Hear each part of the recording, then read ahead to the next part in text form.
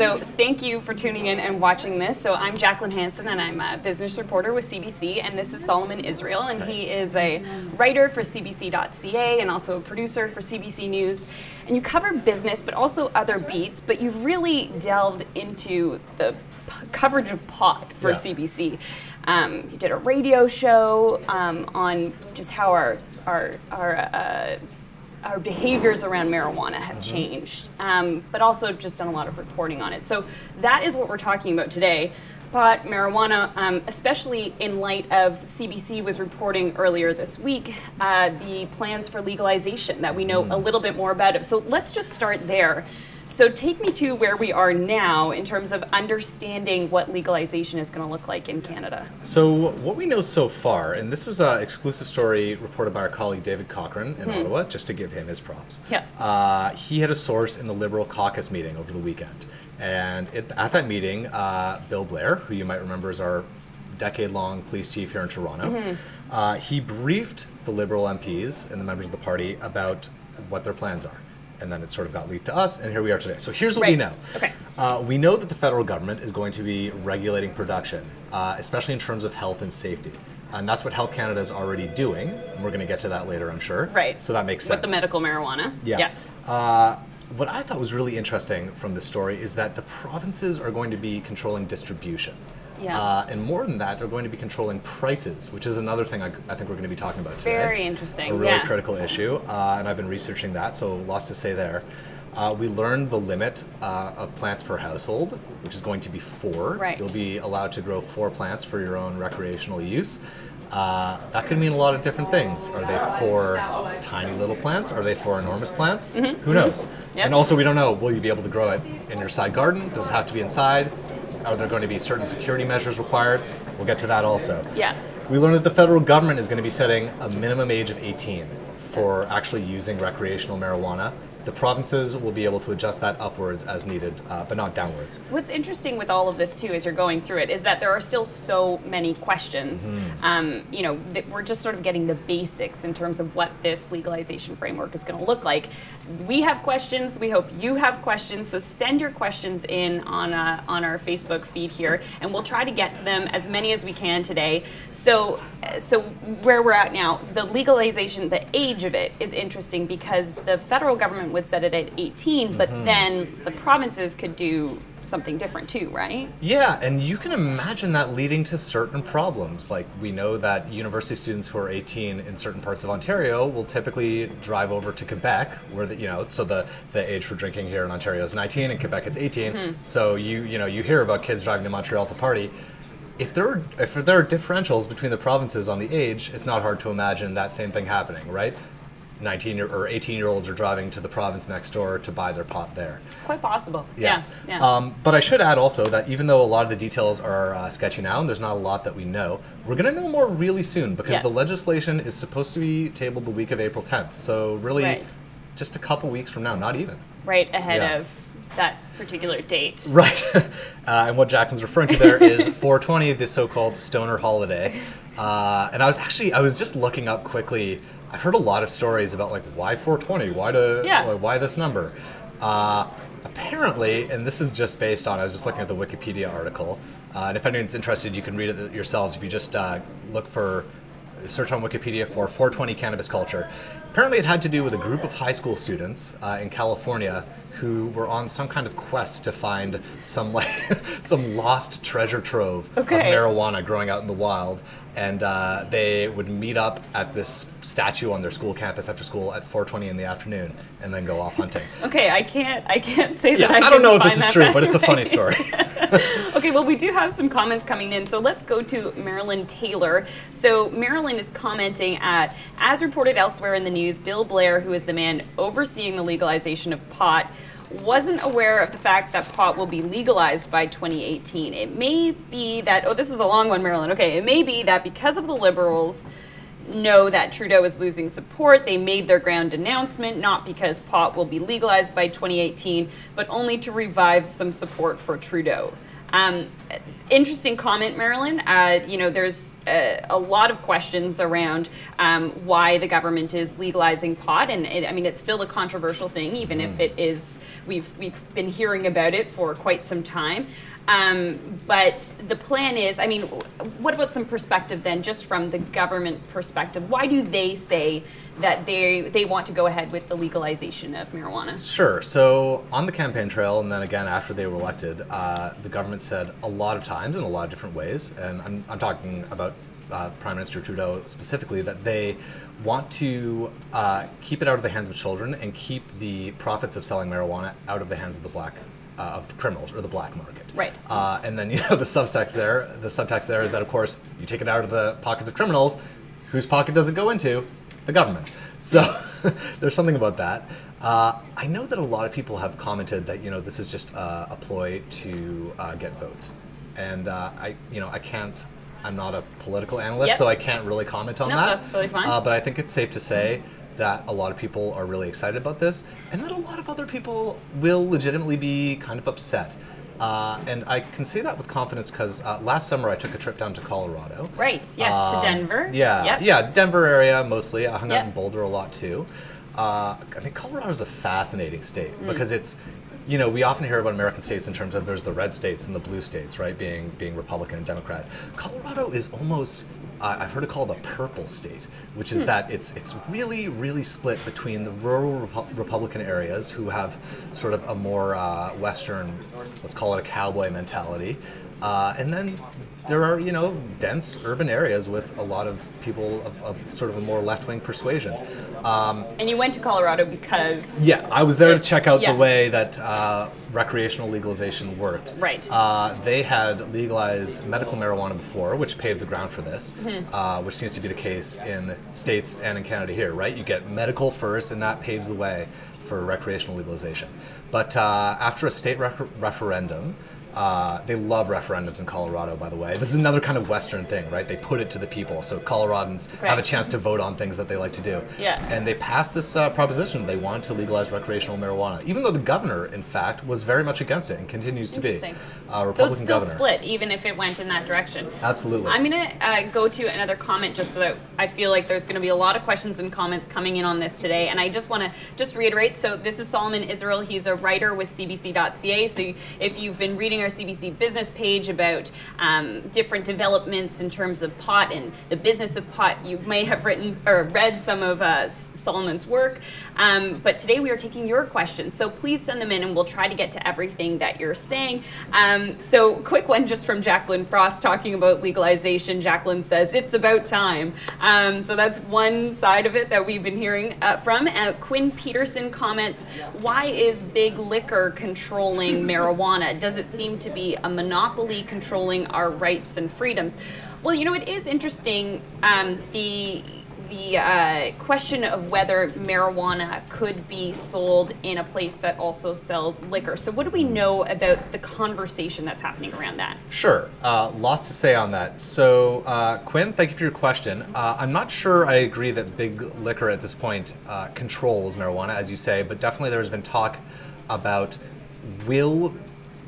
we don't know how it's going to be distributed. No. So one of the proposals for how that could happen is that it could go to provincial liquor boards, like the LCBO here in Ontario, or I think in BC it's called BC Liquor. Yeah, there's the LCBO is just the sort of the quick way of calling the liquor board. Liquor Control Board of Ontario, right? Which is in fact the biggest liquor monopoly in the world. Right.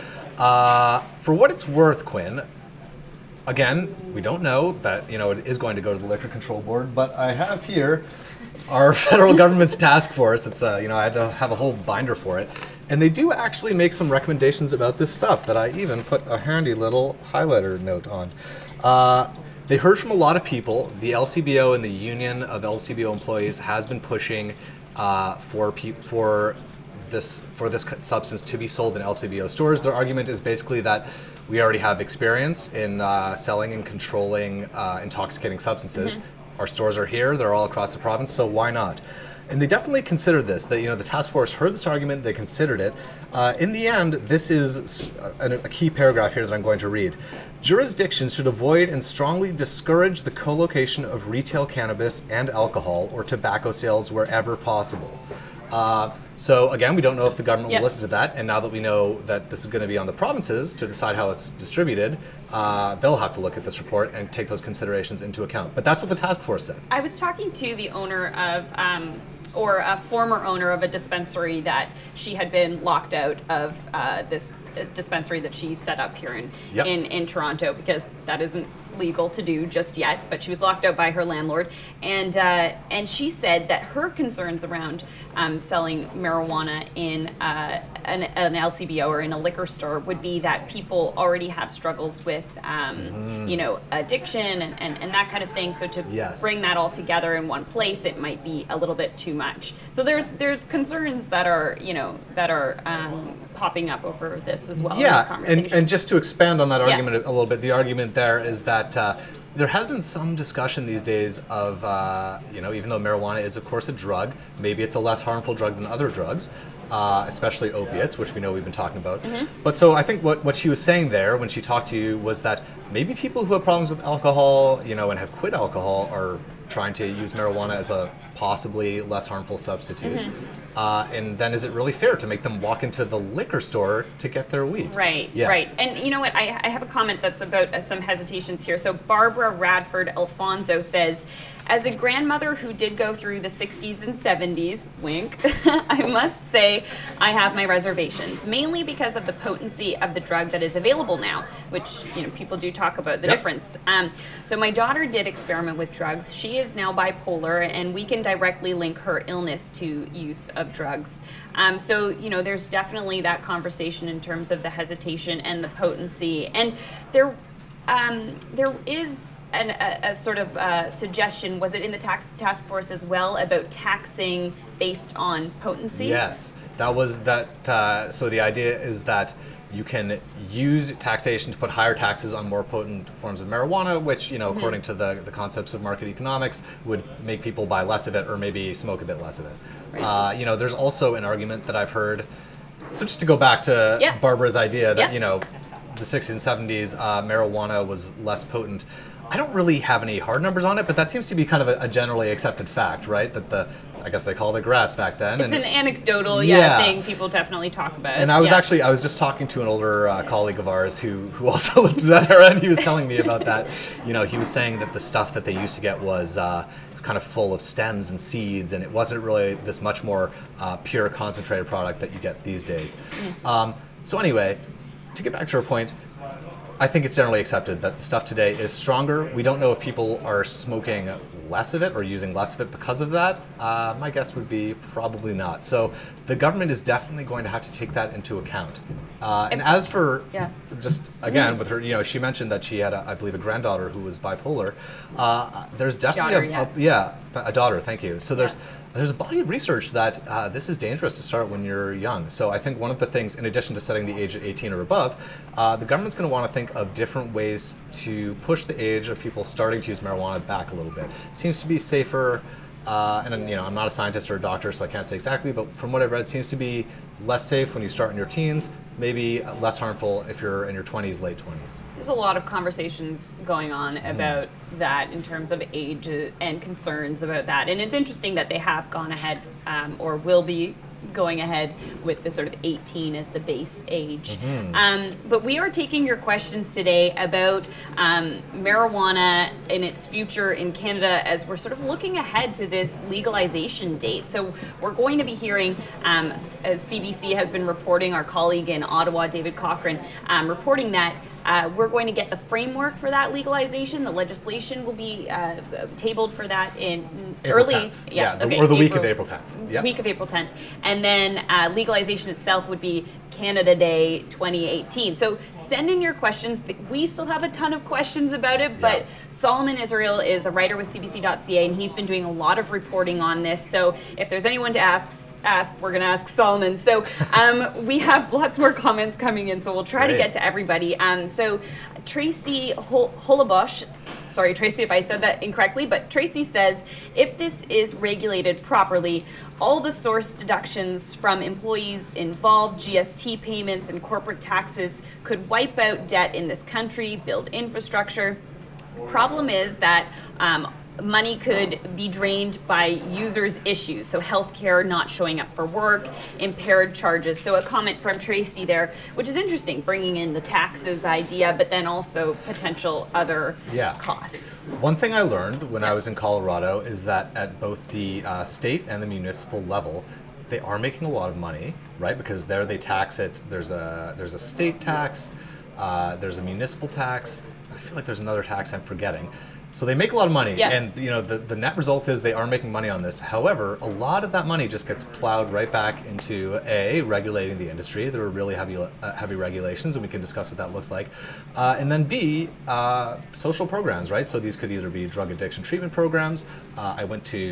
There were things that had nothing to do with drugs. I went to a summer camp for kids that was funded in part by marijuana tax revenue, and there was an aspect of drug education to that. Okay. It was not the drug education of my youth. I actually, for people who don't know, I don't know why you would know, I grew up in the U.S., and we had this program there when I was in elementary school called DARE, which they have in Canada as well, Drug Abuse Resistance Education. Yes. It was a really hardline program. And it sort of grew out of Nancy Reagan's whole, just say no slogan. And the idea was just, don't do drugs, just say no, stay away. And I remember I have a very vivid memory of being in, I think, 4th grade and having this cop coming in to talk to our class, and he had this big display board of all these different drugs, so we could see what they looked like, and if anyone approached us on the street and offered us drugs, we could say no. I'm not going to ask you if that worked. My point is that the drug education I saw in Colorado that was being funded in part with this tax money was a lot gentler. I think it was more about making healthy life choices. Okay. We'll go to another comment here from Michael Hansen. And Michael says, I don't understand the concept of recreational cannabis. Am I missing out on some sort of underground amateur or professional circuit? I'm not sure what you mean by circuit, but the concept of recreational cannabis, so people using it not in the medical purpose, which is legal in Canada right now. So I mean, I think almost anything that's illegal over time. Think back to Prohibition, right? You'd have a subculture of speakeasies, right? Anything that's illegal tends to develop its own subculture over time.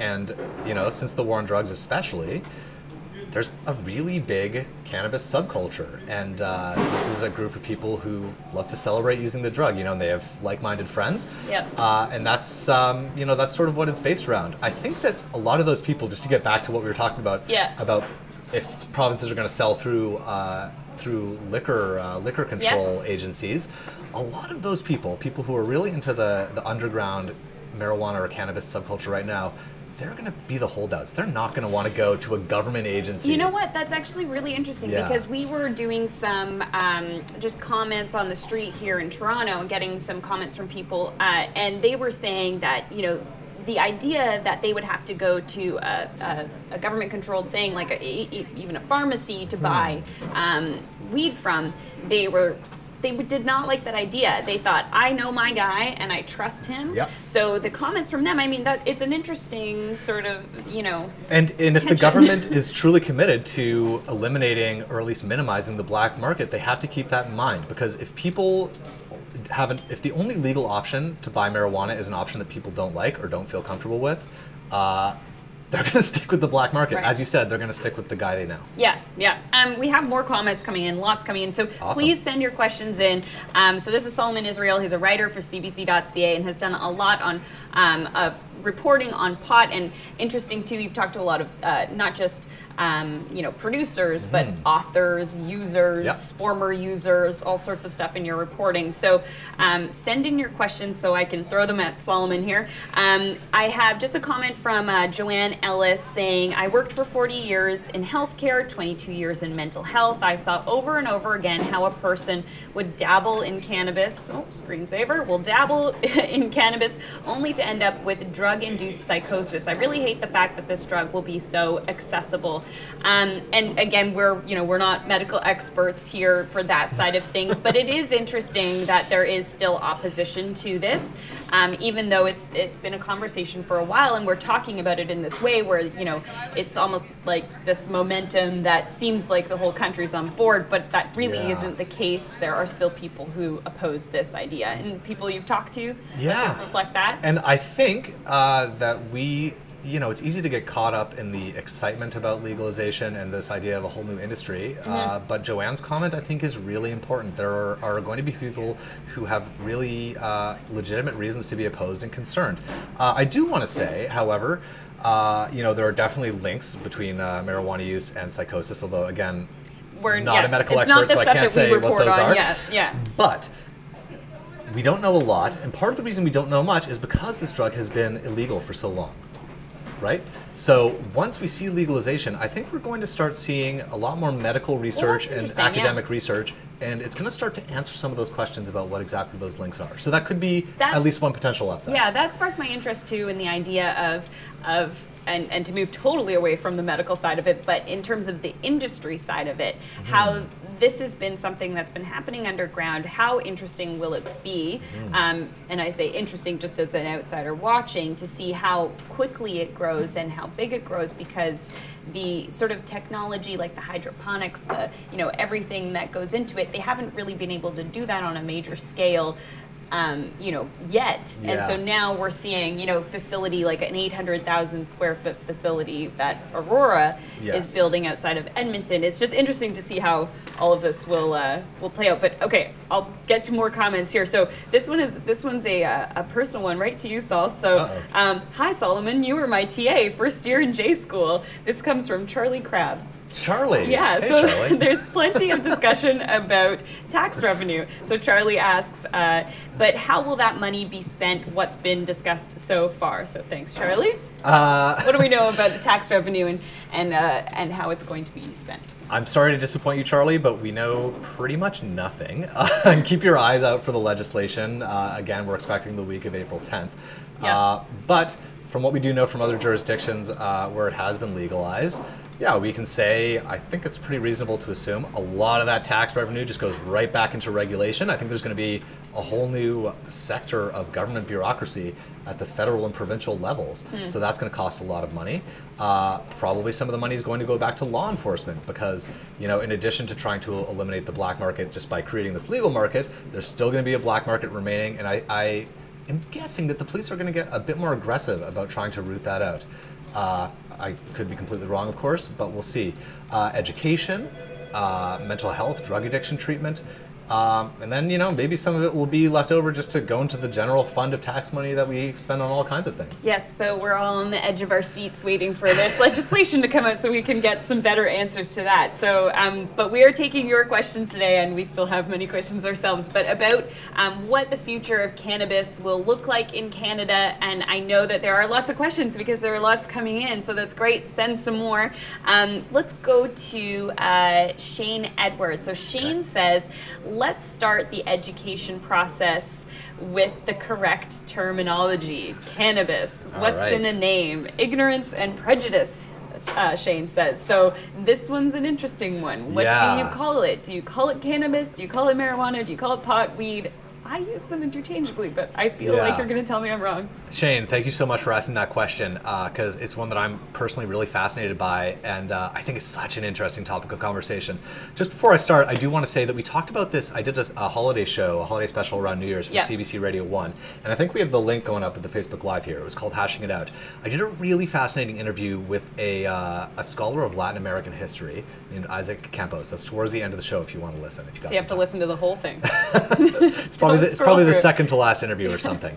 And we talked about this exact question. Now, I don't want to put words in Shane's mouth, but this is what I'm guessing what he's talking about. We're talking about, there's two main words that get used for this plant, this drug, right? There's marijuana and there's cannabis. Cannabis is the proper scientific term. Marijuana is a word that comes from Spanish, right? So it was imported from Mexico. And what I'm guessing that Shane thinks, I'm going to guess your narrative, Shane, goes something like this.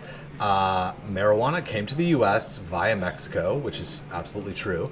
And then, you know, in an effort to sort of demonize in a racist way this drug that was being brought by Mexicans, the U.S. government started calling it marijuana. And that's when reefer madness started, right? Probably at the time, you know, there was plenty of what was called hemp. This is just sort of the plant not really grown for the psychoactive purposes, but just for the fibrous pulp, right? That can be used to make paper, cloth, all kinds of things. Anyway, it's absolutely true that the U.S. government and authorities in the U.S. started calling it marijuana and associating that with this scary idea of, Mexicans bringing this drug. And I want to say scary, this is a racist interpretation of bring into the country. Right. What I learned from this guy, Isaac Campos, who wrote a whole history of marijuana in Mexico. The book is called Homegrown Marijuana and Mexico's War on Drugs. I think that's the name. His argument was that, in fact, the anti-marijuana sentiment, the anti-drug sentiment in Mexico was completely domestic. That was homegrown. So people were using marijuana in Mexico, and the ruling classes who controlled the press at that time, we're talking in like the 1800s here, they started writing about how it was driving people wild, and they were linking it to crime. People were raping and thieving and all that, and that was associated somehow with marijuana. So Campos's argument is that it was that Mexican domestic attitude about marijuana that then got imported into the U.S. via the wire services. Okay.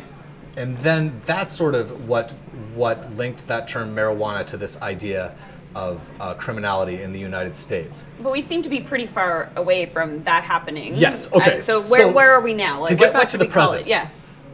People who work in the industry and people who are, we'll call them marijuana aficionados, prefer the term cannabis. Okay. I see this as something of a rebranding effort, and that is 100% their right. It's totally reasonable, if something has been called by a name that has negative associations, if you're in favor of that thing, you're going to want to rebrand it as something more positive. Here at CBC, we do use the term marijuana. It's in and our cannabis. Yeah, but but in the official CBC language guide, I actually have the entry here, which we don't really need to read, but But we can use either in our reporting. And I do use both. My personal feeling is that I don't really ever hear anyone talking about like, hey, let's smoke some cannabis.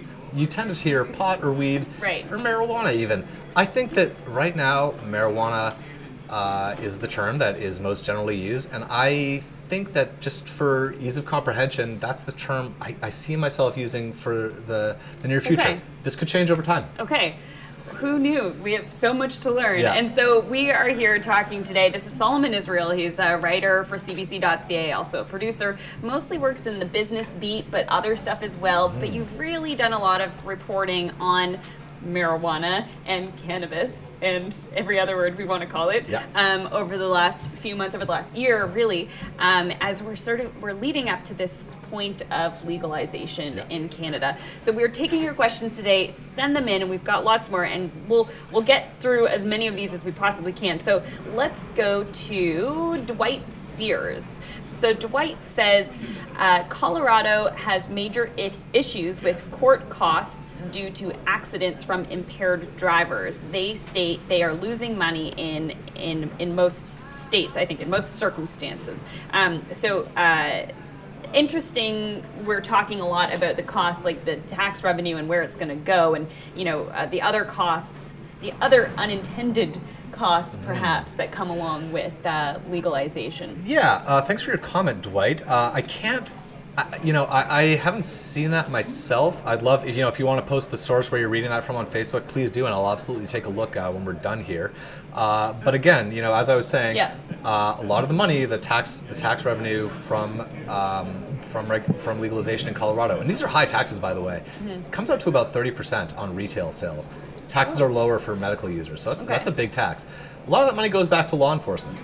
And the problem of driving while high or driving while stoned is a problem. I mean, it's already a problem in Canada, even though it's illegal. I was driving down the Don Valley Parkway here in Toronto a few months ago, and I had the fan on to bring in fresh air from the outside into my car. And all of a sudden, my car just reeked of marijuana. Oh, no. I look over. I was stuck in traffic at this point. I look over, and the guy next to me is smoking an enormous joint with his window down. Oh, what? So, wow. and I probably see someone driving around Toronto smoking a joint probably on a weekly basis. Just to, go over the fact that it's illegal to... Yeah, we're not going to recommend that. Recreational marijuana is still illegal in Canada. We're not there yet. It looks like we're getting there, but smoking and driving, I don't think will ever be part of the equation. Absolutely. But, you know, also, we don't really have a great way to measure whether someone is stoned while they're driving or not. Our colleague Diane Buckner wrote a really great story, I think towards the end of last year on CBC.ca. That was about a Canadian company that's developing a new tool to test for this. Oh, very interesting. But you can't, it's not like a breathalyzer. There's no single tool yet that police agree is the best tool for measuring whether someone is stoned while they drive. So this is going to be an issue for sure. So let's go to another question here. So let's go to Sheldon Goulet. Sheldon says, there have been more arrests and raids under Trudeau so far than during Harper's entire mandate. And there have been raids that we've heard lots about leading up to, you know, all of these changes, but that's because the rules haven't changed yet, and so they have been doing a bit of a crackdown, and stuff you've been following as well with these raids. Great comment, Sheldon, and I think it's important to remember here just a little bit of history. So I think what he's referring to here is dispensary raids, right? And Yes. I would assume so, yeah. Yeah. A lot of big Canadian cities, like Toronto and Vancouver especially, but even in smaller cities, like I know in Kitchener, we have these storefront retail shops popping up that call themselves marijuana dispensaries.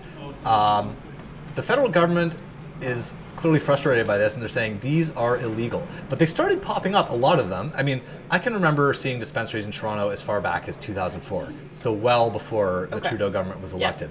But since they were elected on this platform of marijuana legalization, a lot of people have been opening up these dispensaries, chains of them in some cases, and they are betting that will allow them to position themselves ahead of legalization so that they'll have the infrastructure in place to sell retail marijuana when it's legalized. It seems risky to me because we don't actually know that the government is going to allow retail sales. And each province will get to decide that. So, you know, BC could decide that they are on board with these storefront dispensaries, but Ontario or, you know, Saskatchewan, they could decide differently. So, yeah, they are taking a big, you know, financial risk. And, yes, absolutely. You know. And also a legal risk. One of the ironic things, I remember talking to a Toronto dispensary owner recently. When they first started opening up, a lot of these places, and I went to them just to check out what it was like, a lot of them were pretty serious about carding people, which is kind of funny considering there's no legal age, but they would still ask to see ID. Or sometimes some of them would even ask to see a prescription from a doctor, your medical marijuana prescription. So for someone who's never gone into one of these dispensaries, when you walk in, is it just on display? Can you describe it for the person that isn't in the city that would be able to go to a dispensary? I mean, they're not all the same, obviously. But like, what's an experience? There's a wide variety, and I think a lot of them are trying to brand themselves in different ways, right? Some of them look quite clean, they're well lit. You know, there is marijuana on display. There's really friendly staff who are more than happy to talk to you about their product. Some of them, I know there's one that I walk by quite regularly that it almost doesn't even, like, they're trying to keep a low profile. It doesn't have a sign. There's a little open sign there, but they keep most of the lights off. All the product is in the back, partially because they're afraid of getting robbed. And we can get into that later, which, you know, that's something that has been happening. But yeah, there's a wide variety. Some of them are really trying to look very professional. Some of them, in my personal opinion, are really shady. Well, you never know. Maybe that'll be part of all of the rules. If those are allowed, then what they have to look like.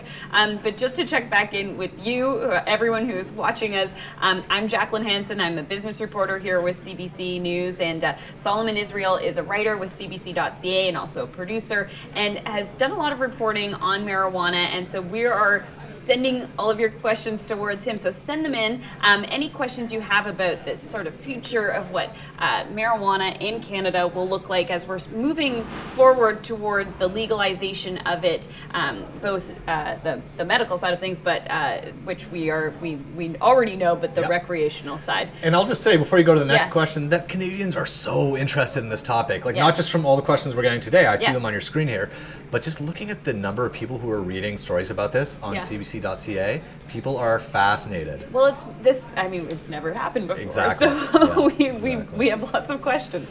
We have lots of questions, and we can tell that you do too, but keep sending them in. So there was one here that said, this is Evan King, and Evan says, we could be leaders in the world on marijuana. This is the comment. We could be leaders in the world on marijuana and become a major exporter, which will be great for our economy, because our economy is not doing so well right now. It is interesting, and I was sort of brainstorming what this would look like as well, like the idea that what would need to be in place for you to be able to be an exporter of marijuana. We're obviously far off of that at this point, but actually some of the Health Canada licensed producers, I know of at least one, I'm pretty sure I'm right on this, they have already successfully exported marijuana legally, to other countries.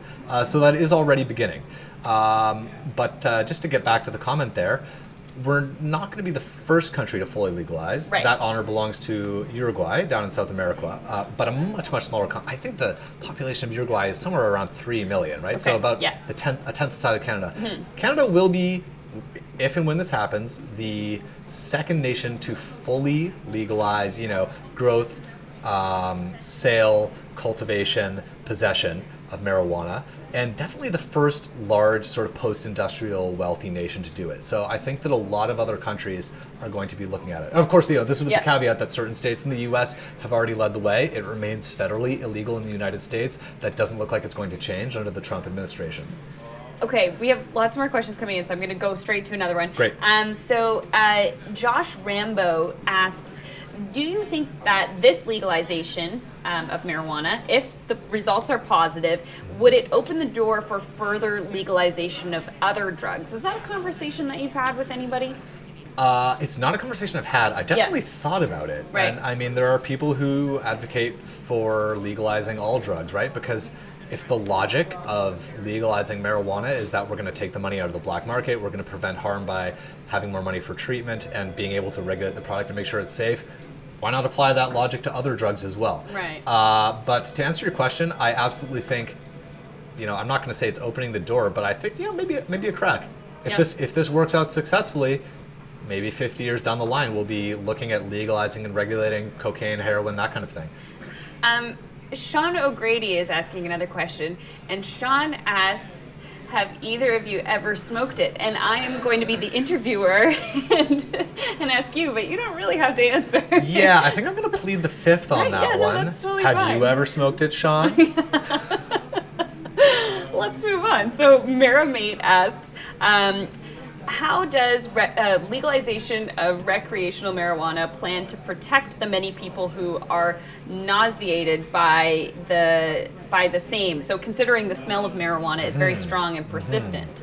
Well, that's interesting. So so that's Mara. Okay, so Mara or Mara, sorry if I'm mispronouncing your name. Me too. It's a great question. And as is the theme with so many other questions we're trying to answer today, we don't really know yet. We'll keep an eye out on the legislation to be tabled, we're expecting the week of April 10th. But I think it raised a very important concern, which is not everyone's crazy about this idea, and not everyone is crazy about the idea of walking down the street and smelling this very pungent smell. Absolutely. But they've made efforts in terms of secondhand smoke for tobacco and where you can and cannot smoke. And I totally get it, right? Like, I hate walking down the street behind a cigarette smoker personally, although I think they should have the right to smoke outside. One interesting thing to watch for is, are we going to legalize being able to smoke it outside? I mean, obviously, even though it's illegal, people are doing it all the time. You can walk down the street. Like, I could walk in 10 minutes any direction from this building and I would smell pot at some point. I guarantee you. But we don't know if they're going to legalize it outside, or are they going to legalize some kind of bar or club for this kind of thing, right? Are you going to be able to go to, like, the marijuana club and smoke a joint with your friends, like a bar? And so many questions. Is that going to conflict with public health and safety laws regarding public smoking, right? Because of, as you said, secondhand smoke.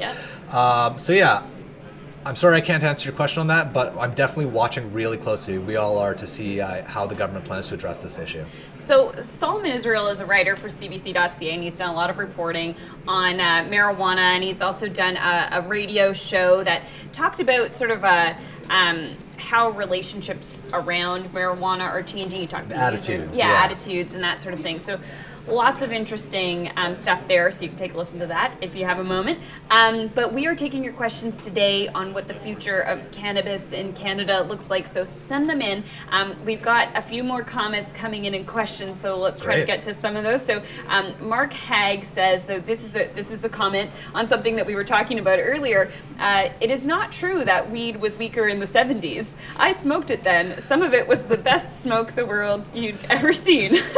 The best smoke the world had ever seen. Anyway, so to each their own, And again, I was not around in the 70s to confirm that. You know, nor was I. Part of the funny thing about this being illegal, and we talked about this earlier, is that, you know, when things are illegal, you tend not to get scientists and academics measuring them. So we don't really know whether or not it was stronger in the 70s. You know, sounds like maybe this gentleman had access to some stuff that he liked back then. But you know, we just hear that claim that this isn't your grandma's pot. We hear that all the time. But don't really have any empirical way to prove whether it's true or not. Right. Well, let's go to Melinda Brown. So Melinda says, another comment here, I'm not against the legalization, nor am I a user. But the government needs to enforce laws to ensure the safety of others. Yeah, I mean, I think we're going to learn more as to how they plan on doing that in terms of the laws. So I wonder, you're talking about the enforcement in Colorado, the money moving into that. Are there some, you know, specifics in terms of what they did, what they ramped up? I think one of the things that they're trying to do is train, and, you know, this comes back to the question of driving while high or driving while intoxicated. They're trying to train police officers on how to detect that if you don't have, you know, the breathalyzer or the little tool. I talked in the radio show again, which I think we've linked to, called Hashing It Out. I talked to an attorney, a former prosecutor in Colorado, who is he's in the business of training police officers on how to do this. And I think one of the things he mentioned, if I recall correctly, was that they're just trying to get cops to have a conversation with people, especially at a time when it's legal. It turns out that I think a lot of drivers will admit to having smoked marijuana. And then the question is, how do you determine whether or not they're too stoned to drive? You know, I also talked to a gentleman in that show. This was a guy who lived in rural Ontario. He was a medical marijuana user who used it to control the symptoms of his multiple sclerosis, which is a pretty common, or, you know, it's certainly a well-known use of medical marijuana. This guy said that he was smoking, I think, the equivalent of 20 joints a day. You know, he was smoking a lot throughout the day. And he, you know, because he lives in the country, he doesn't have access to public transit. He can't afford, you know, cabs driving long distances to his medical appointments. And he was saying that, he admitted fully, and he didn't feel bad about it, that he would sometimes smoke in the car while driving. Now, this guy's position was that he smoked so much marijuana to control his symptoms that he built up such a high tolerance that, in fact, he was okay to drive. All the same, you know, he said he did sometimes worry about hurting someone. He would try to take back roads whenever possible. And he was, you know, afraid of being stopped by police. I wonder what they'll have to think about and for that sort of circumstance. It's going to be such a thorny issue, especially for medical users like that. I mean, I can imagine charter challenges, you know? I want to go back just quickly to talking about the potency from the 60s and 70s. People love this topic. People are loving this. So, except we have a comment from actually our producer. So she's feeding us a little bit from this report. So Cheryl Brown, thanks for this. But she says, from a CBC Marketplace report from November, this report says some strains reached as high as 30% THC, much higher than pot in the 1970s when levels in Canada hovered between 2 to 8%, according to Jonathan Page, an adjunct professor of botany at the University of British Columbia. So it does look like there are people trying to compare between then and now. So it's happening. But hopefully Cheryl can probably send the link to that too if you want to look at more of that. I'm also imagining, I just had this vision, like, what if someone in the 70s buried a time capsule of 70s marijuana and someone digs it up? Then we'll get a chance to know, right? I bet you someone did. Maybe. You know what? You might be onto something. That might have happened. We do have a comment from Dave Goldstein. I wonder if you know a Dave Goldstein. Do you? Hey, Dave. How's it going, man? Dave asks, why is Saul so handsome? So it's a little off topic. Today we are talking about marijuana and the future of cannabis in Canada. So send us your questions on that topic, and we'll try to get to everything. So Solomon Israel here He is a writer with CBC.ca and has done a lot of reporting on marijuana and cannabis and whatever word we're going to call it. But we'll go to some more questions. So Ricky Clow asks, do you think many people will take advantage of the ability to grow their own plants? Interesting question. Yeah. Really interesting question. We were talking about earlier that we know now the federal government is going to set a limit of 4 plants per household. Now, that could be teeny little plants. I've heard of plants that yield as much as 9 pounds of marijuana, which is crazy. Well, Sheldon also asks, why will there be a limit on plant heights and counts, like that sort of thing? So again, we don't know. We'll watch in the legislation. But to get back to Ricky's question, I would certainly not be surprised if a lot of people want to try their hand, especially people who are into gardening. You know, why not? At the same time, I think a lot of people, you know, it's kind of an involved process. I think it's one of those things from growers I've talked to. There's a real range. Like, this is a very hardy plant. You can literally throw some seeds in the ground and they will grow into something. Or, you know, I've been to marijuana factories essentially in Colorado where they're checking on the plants twice a day and taking notes about how they grow, and it's a really scientific process. But yeah, I bet you a lot of people are going to want to experiment with that, with trying to grow their own. And you know, to that end, there's a lot of companies that are getting ready to cash in on that, right? Like, why take the risk of selling marijuana, the legal risk, when you could instead sell fertilizer or special grow lights, or, you know, tents that reflect the light in to grow bigger plants. Yeah, well, a lot of people are doing that already. Yeah, huge industry. So let's go to a comment here from Sherry Lynn Morrison. And Sherry Lynn says, I have my medical card for a legal LP, and I have gotten moldy product, and I have found bugs in my medication, and this is from an approved government provider. So is this safe? No, it is not. So a comment there from Sherry Lynn. But interesting because, I mean, you've reported on recalls. Take us there. Thanks a lot for the question, Sherry Lynn. And just to be clear for other people, when she says LP, she means a licensed producer. So she's referring to licenses that are given out by Health Canada after a ton of inspection and regulation and you know, forms being sent back and forth. There are 40 such licenses in Canada right now. By my count, they're controlled by 37 companies. It's kind of confusing because some of them have more than one, or they've acquired other ones. But yeah, there have certainly been cannabis recalls in Canada. Some of our colleagues out east have reported on one of the biggest of those, which is by a company called Organigram. They're a Health Canada licensed producer. They had a recall that was related to the use of pesticides that are not authorized. There are 13, there's a list of 13 approved pesticides for use on marijuana plants. And apparently they found traces of some of these pesticides in these things, and they had to recall them. And I think it looks pretty bad for that company, especially because, as you'd guessed from the name Organigram, they were sort of branding themselves as having this organic product. So yeah, I think one thing we're absolutely going to see is more government regulation to control, to make sure there's no mold, no pesticides, no bugs, and of course, you know, if you don't want bugs, you're going to have pesticides. And vice versa. It's a bit of a tricky balancing act, I would imagine. But yeah, I think that absolutely, as the legal regime develops, we're going to see a lot of regulation aimed at addressing just that problem. Yeah, there are still a ton of questions as to how this will all roll out, but we should be learning more in legislation expected the week of April 10th. So this is what our colleague David Cochran in Ottawa has been reporting. We're expecting this legislation, but also the legalization date. So that being set for July 1st, 2018. So we're starting to get, you know, a bit of the framework coming together in terms of what to expect. Yeah. And we should say the caveat here is that even if they want it by July 1st, 2018, this bill not only has to be introduced, but it still has to be approved by Parliament, right? So it's entirely possible, if there's some kind of parliamentary wrangling over you know, how the bill should look and what should be in it, what shouldn't, it's entirely possible that date could be pushed back. I don't really see it being pushed forward, though.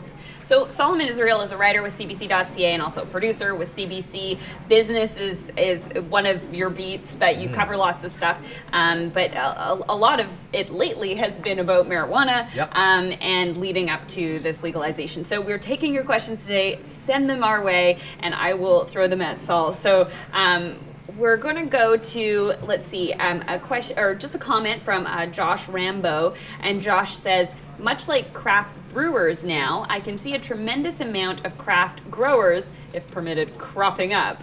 So I am also, I've been using far too many puns with this story It's lately. so hard not to don't make worry. puns when you're reporting, and I have to stop myself every day. Yes. That's a great comment, Josh. Thank you. Yeah. There are a lot of people, smaller growers. So these aren't the Health Canada licensed producers that we're talking about. These aren't the guys that are being traded on the stock exchange. There are a lot of people who are growing it. And now, to be clear, they're not necessarily illegal. Some of these people could be designated growers for patients who are registered with Health Canada. So if you need medical marijuana and you register with Health Canada, they approve you, you can grow your own, or as we were mentioning, growing can be a really intensive process, or you can designate someone to grow your own, right? So when you get your doctor's prescription, they say, well, you get, this certain amount of supply, you're gonna need this much per day in order to manage your condition, so therefore you can grow this many plants. You can actually farm that out to another guy, another farmer, and say, you can grow these plants for me.